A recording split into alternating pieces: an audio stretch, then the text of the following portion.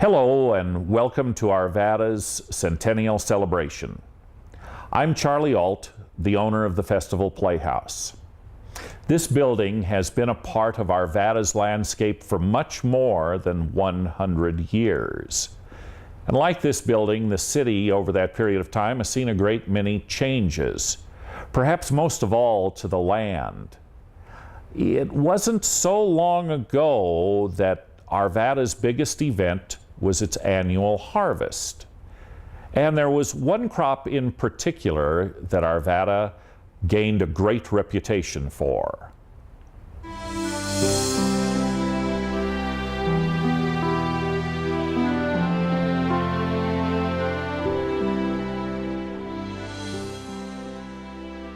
It was the crop that made Arvada famous as celery capital of the nation, Pascal Celery.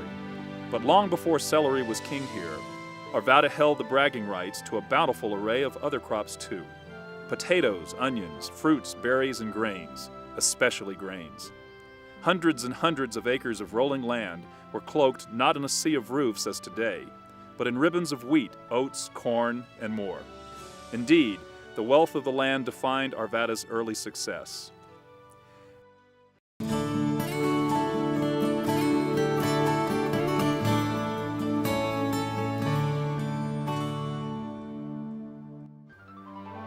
At summer's end, the harvest was on the minds of most families in those early years. It was a time when it was anything but the lazy, hazy days of summer. Across the land, chores around the farm seemed endless, as typical 19th century journals show. On top of the usual tasks around the home, families scurried to repair equipment, fix buildings, and bring in the harvest at its peak. Mother Nature sometimes threw in surprises that would influence a farmer's choice of crops. Many people tried many different crops in Arvada to start with. Some farmers grew fruit trees, apples, and that sort of thing. But then we had a couple of bitter winters, which we don't seem to have anymore, but the fruit trees were killed. And as the years went by, it became obvious that this was a golden land to grow wheat. With modern threshing equipment, it wasn't unusual for farmers to put 50, 60, or even more acres into wheat. The Graves threshing machine business was a wonderful boon to Arvada. All of the surrounding farms used William Graves to thresh their harvest. Harvest time drew the whole community together as farmers joined the threshing crews as they moved from farm to farm to bring in the harvest.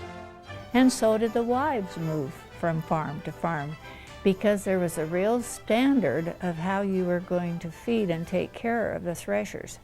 To begin with, there was an early morning breakfast that was full of all the cholesterol things we can't eat today, like bacon and ham and sausage gravy and biscuits and pancakes and eggs and all those other good things. After that breakfast, the real work of the day started in preparing a giant midday meal. It wasn't just harvest time that drew farm families together. In 1873, farmers formed the Clear Creek Valley Grange, and in 1874, built their meeting hall. Today it's the Festival Playhouse in Old Town, one of the oldest buildings in Arvada. Granges helped farmers band together to solve mutual problems, such as the time mine tailings were polluting the irrigation water. The Grange took its complaint to state officials.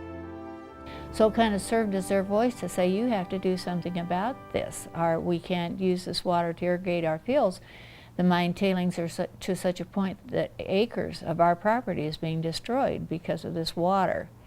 So that was a great function of the Grange. The agriculture community grew in strength through the early 1900s.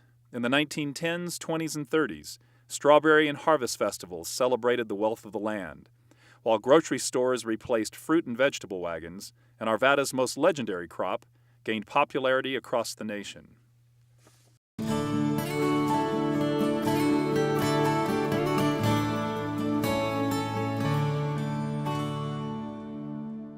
Pascal Celery, made famous right here in Arvada, got a reputation that earned Arvada its nickname as celery capital of the nation.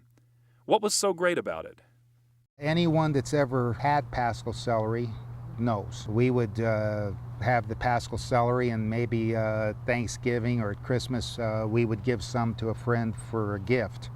And I always told them that This isn't a cooking celery. Don't cut this up and put it in your dressing. This is eating celery. It is a more distinctive flavor than the other celery, the green celery. It was a long crop, taking 9 months or so before it was ready for the table. Part of its magic came from the fact that it was trenched. This was an extra step at the end of the growing season. The celery was cut, washed, and packed into trenches, where it would bleach out and attain its subtle, delicious flavor. By around Thanksgiving or Christmas, it was ready to be unveiled and enjoyed. Joe Calabrese still grows a little Pascal celery just for family and friends. He learned it from his dad, who learned it from his dad. Back in its heyday, celery growers would send a few stalks of Pascal celery off to the White House for Thanksgiving. Around 1924, Joe's dad, just a toddler at the time, stood next to the Calabrese celery that was being shipped to the White House. Calvin Coolidge was president at the time and no doubt enjoyed the tender treat. Throughout the first half of the 20th century, many families took pride in growing celery. There's quite a few Italian families that used to raise the celery. A lot of this come from the immigrants brought the idea of the celery. I know that my dad talks about my grandpa, that they used to raise a lot of this in Palermo, Sicily. Larry Latito's dad, Rocco Latito, was also an Italian-born immigrant who arrived in the Denver area with his family around 1889 when he was only a toddler. In 1909, Rocco's dad died, and Rocco took over the fruit and vegetable peddling business. Shortly after this, he saw a picture of Concetta Ruoti in a relative's house, fell in love with her picture, and wrote to her in Italy, asking if she'd come here to marry him. At the age of 16, she did. They had 4 children, Rocco Jr., Vincent, Larry, and Lucille, and the peddling business continued to support them. But just before the Great Depression, Rocco saw changes coming and got into farming. It prompted a move into the country, Arvada. About 1928, Piggly Wiggly had opened and this, that, and the other thing, and he saw the handwriting on the wall. And he says, you know, this has got to change and I've got to get into something else. He rented a place in Wheatridge in 1929 with 5 acres. And there he launched his career into farming. Well, 5 acres proved to be too small to make a living. So we bought the farm near the Ridge Home. Just east of the Ridge Home and south of the tracks, there's 30 acres there. Larry was about 11 years old when they moved to the farm. He and his 2 brothers helped take care of the celery crop. It was hard work. It was hard work. And when trenching time came, we worked as a team. The 2 brothers would hand the celery to me and I would stand down in the trench and kick it in place, back, and then move on forward. And I was assigned to this back-breaking job because I was shorter than the other 2. And they said I was closer to the ground, so it wasn't as much work for me to lean over. They also did it as well, but you know, that was kind of a fun thing we remembered. When I was a kid, the stories were always good ones. It always sounds better than when you're actually doing the work. It doesn't sound as hard as what it is. I remember we're growing up here, there was a lot of farms, truck farms here. A lot of open spaces. You could sit here and you could look west and you could see the whole range of the mountains. The growth of the 20th century slowly spread across Arvada's landscape, swallowing up the acres of Pascal celery and golden wheat. Today, little farmland is left, but the legacy of the contributions of Arvada's farming families remains rooted in the land.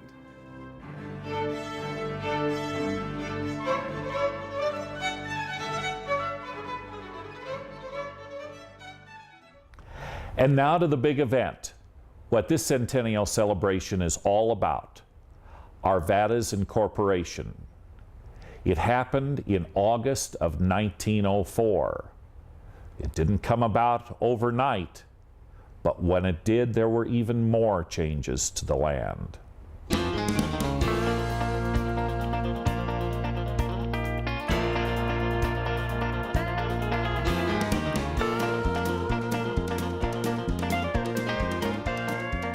In 1904, Arvada was a pretty nice place to live for the 600 or so people who called it home.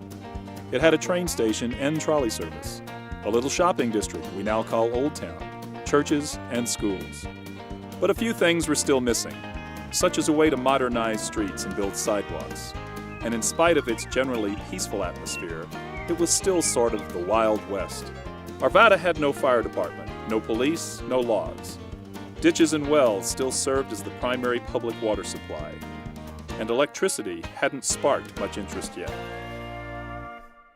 Think how it must have been at night in Arvada back then. I mean, you couldn't see your hand in front of your face because they had kerosene lamps in the houses, and it would have been a kind of scary place. Incorporation. It represented progress, rules, structure, and responsibility. And in 1904, citizens finally voted to take the next step into the future by incorporating. But it was a controversial decision.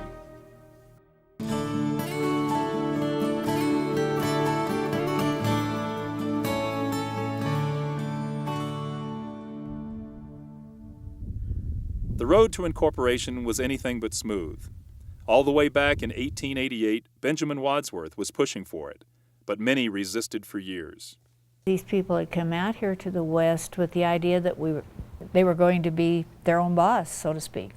And there was a lot of resistance because people said, I don't want to pay taxes. Arvadans waited 16 more years, went through several elections, and suffered an embarrassing incident with a muddy street before they finally voted to incorporate. The turning point came on a rainy day when Arvada's unpaved streets were full of puddles and mud. The town doctor, Dr. Richard Russell, had invited an important visitor to town to speak. Dr. Bucktel, a chancellor at the University of Denver, who would later become a Colorado governor, arrived on the interurban.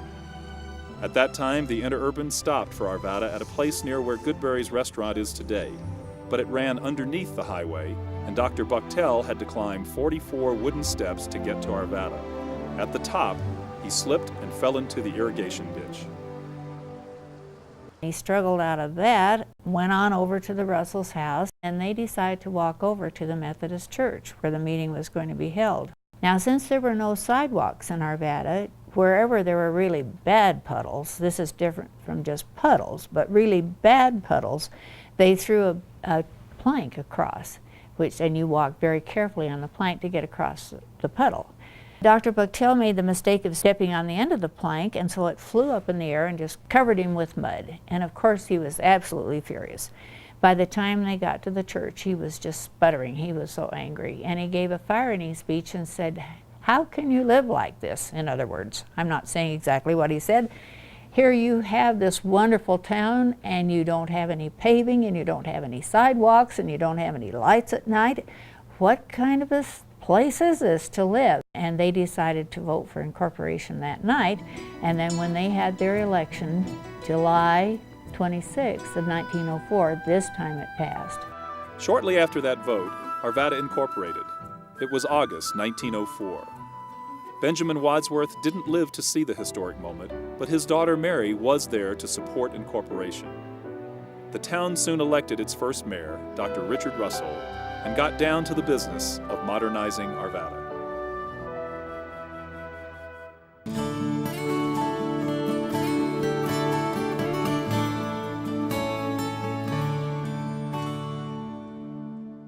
Electric lights, a public water system, telephones, all the conveniences and services we take for granted today were just on the horizon for Arvada in 1904. From a desk in the corner of the electric building on Grandview, the town of Arvada got organized.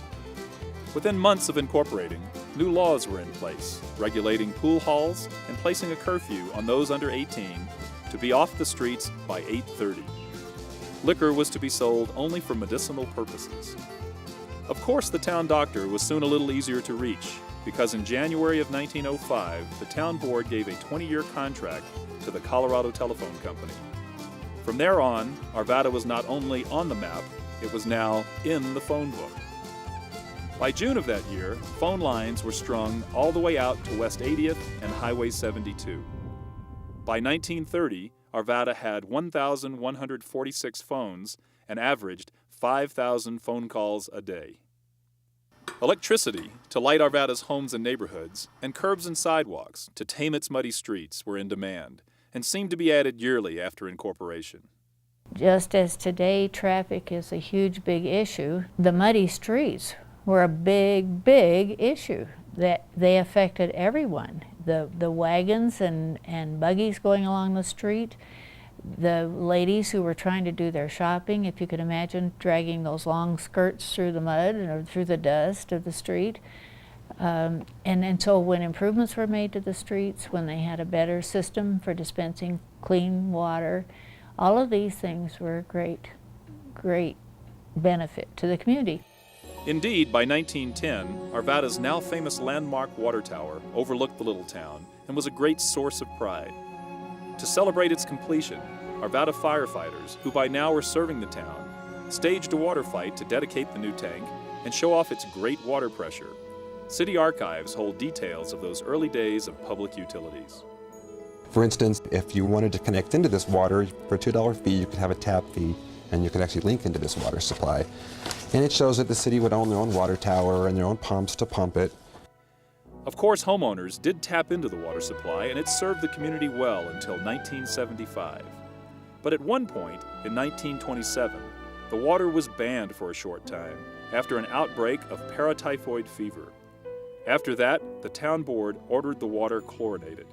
The details of keeping a modern, sanitary, and tidy town kept Arvadans busy for decades following incorporation. In 1914, residents grew tired of digging cesspools and pushed for a city sewer system. 15 years later, Arvada women spoke up on some housekeeping matters and convinced the town board to not only start a city trash service, but to sign a contract with Public Service Company so natural gas could be brought into the city, and also into their kitchens and homes, where modern appliances would enhance their quality of life. Finally, on the topic of keeping the peace around town, Arvada's first uniformed police officer was Lee Begtall in 1942. But for many years after incorporation, Arvada relied on non-uniformed police or town marshals.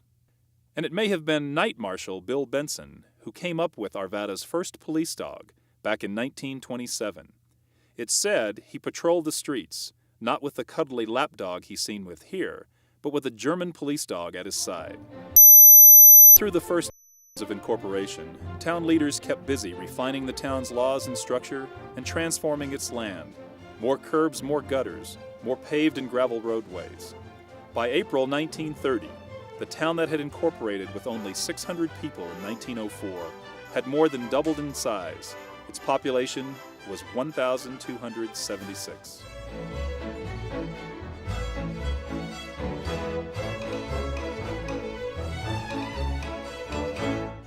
After Arvada incorporated as a town in August of 1904, it didn't take long for the citizens to build on that foundation. Now, Arvada remained primarily a farmland in its early years, but there were changes on the way, and the traffic in Old Town would become much busier in the coming years.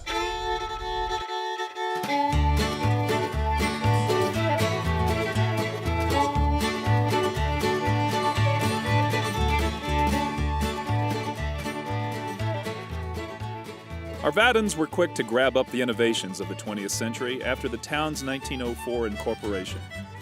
It was an exciting time, kind of like now, actually.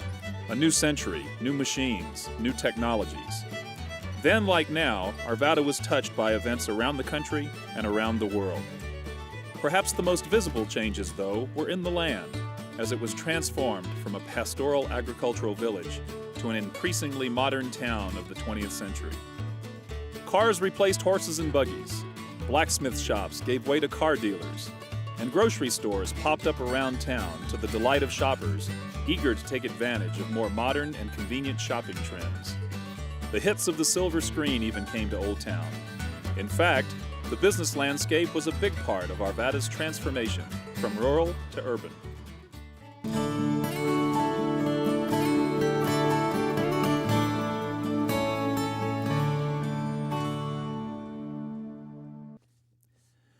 Around Old Town, the walls speak of the old and the new, of the transformation of 100 years of business in our town. In fact, brick and mortar tell many stories. In 1906, just 2 years after incorporation, workers of the Arvada Shale Brick Company brought a real touch of industry to Arvada. Using clay hauled from an area around the Leiden mines just north of Arvada, bricks were formed and used in many area buildings. The elegant Kimbrough home, built in 1907, and familiar to many who pass it where it still stands today at the corner of Carr and Grandview, was created with Arvada bricks. For the most part, the core of Arvada's early business stayed centered around Old Town. Year after year, things just seemed to be booming. A landmark building, the First National Bank of Arvada, went up in 1896 as the Jefferson County Bank. It took its new name in 1904 and is still a cornerstone of Old Town today. 1915 also saw the Dry Climate Tire Company go into business. It would later change to the Midwest Tire Company and land a $350,000 contract that called for producing 100 tires and 400 tubes daily. Yet another business milestone in 1915 evolved as Arvada businessman A.L. Davis began building the Davis Block. It took a year to finish, but didn't take long to be bustling with business. They had a variety of businesses, a Ford garage, the drugstore, but upstairs were residents where people would live. They were small apartments. By some reports, Dodge and Chevrolet cars were also sold here, and the corner store was a confectionery store. In modern terms, that means candy. Indeed, life seemed sweet around Arvada at that time. The city had its own newspaper. The Arvada Enterprise went to print beginning in 1908. Enterprising ice companies helped us refrigerate and preserve our food by harvesting ice from local lakes, then selling it for use in homes and businesses. But tough times were ahead for many Arvada companies, as Arvadans joined the country in preparing for World War I. Grocers were asked to cut back deliveries and not advertise flour or sugar. The reason? To ensure supplies for our troops. High schoolers in 1918 were required to undergo cadet training. A monument to those lost in the war effort was later built at McAvoy Park. Sadly, it too has been lost with time.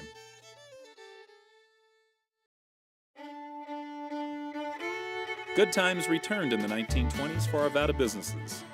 The Knute Olson Lumber Company was built on the corner of present-day Wadsworth Boulevard and West 57. In 1946, it was sold and became the J.W. Metz Lumber Company. Many recall it later burned down in the 1950s. But in its heyday, 1924, another landmark Arvada business stood by the lumber mill. The Tiller Coal and Feed Office is still remembered by many old-time Arvadans. A more entertaining kind of business arrived on the Arvada landscape in 1921.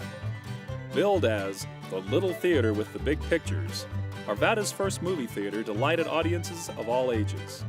It was built on the site of the old Arvada School. The theater served the community through the 1930s and 40s. It had a small balcony, and when we were in grade school, lots of times that would be a favorite place to take people that came to your birthday party and take them to a movie. Today, this old town landmark has been renovated again to reflect the historic look of the days when it was the Arvada School. The 20s and 30s also saw some turmoil, however, as Arvada struggled along with the nation with Prohibition and the Great Depression. Some used bootleg liquor as a way to get through the tough economy. My Uncle Sam had a fruit and vegetable route, but he always used to have some hooch with him in the front seat. When my dad needed help, he was the only one that had a little money to give him. See, back in 1930. That was in 32. When Prohibition was eased in 1933, allowing for the sale of 3-2 beer, Arvada issued its first liquor license, and the Arvada Tavern opened at the old Borba building. By this time, an important landmark stood near the railroad tracks at Grandview and Wadsworth. The Arvada flour mills processed wheat and other grains from the area farmers, then sent it down the tracks to market. Although no longer operating as a mill, the building is used today by the Arvada Historical Society. The 30s and 40s continued to see a business boom around Old Town. As I was growing up in the 30s and 40s, we had 3 pharmacies, there are 3 drugstores on Grandview. The Barth building, which was the first 2-story building built on Grandview, had a grocery store and hardware store on the main floor.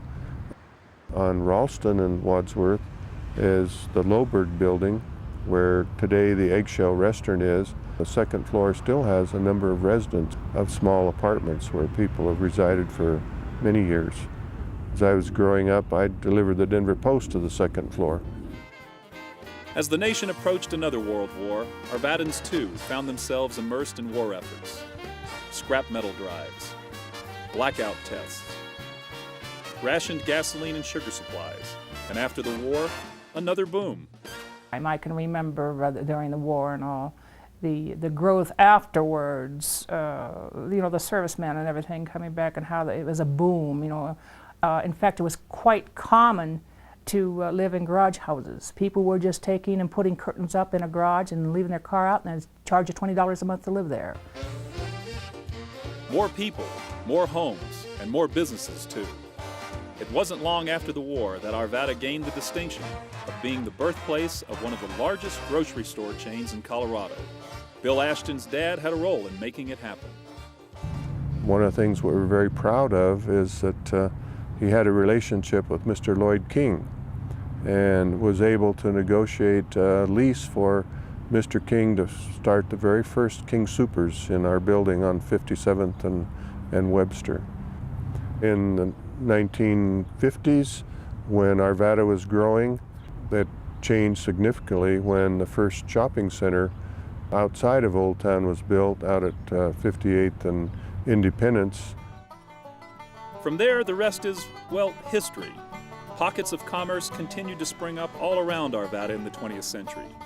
Today, we can buy our groceries or get our oil changed within a few blocks of almost anywhere we live. As for where it all began, in Old Town Arvada, a renaissance is underway to preserve and re-energize this unique business core of Arvada's century-old history.